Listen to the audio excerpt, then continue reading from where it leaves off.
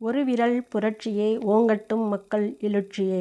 Hi hello வணக்கம் மக்களே, நான் உங்கள் அஸ்ட்ரோ பிரபஞ்சனா.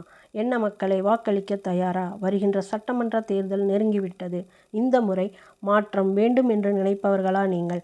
அப்படியென்றால் உங்கள் தோள்களை நீங்களே தட்டிக்கொள்ளுங்கள். இன்னும் பரம்பரையாகத்தான் ஓட்டு போடுவோம் என்று சொல்பவர்கள் மட்டும் சற்று இதை கேளுங்கள். ஓட்டு ஒன்றும் பரம்பரை சொத்து கிடையாது. அது ஆடையோ ஆபரணமோ இல்லை திரும்ப திரும்ப போடுவதற்கு. மீடியா மற்றும் நாளிதழ்களில் வரும் கருத்து கணிப்பை யாரும் நம்பாதீர்கள். அது கருத்து திணிப்பு. மக்களே, வயதானவர்களே, இளைஞர்களுக்கு வழிவிடுங்கள். அவர்களை வாழ விடுங்கள். வாய்ப்பு கேட்டு வருபவர்களுக்கு வாய்ப்பு தாருங்கள். பூனை போல கண்களை மூடிக்கொண்டு இந்த உலகம் இருட்டு என்று சொல்லாதீர்கள்.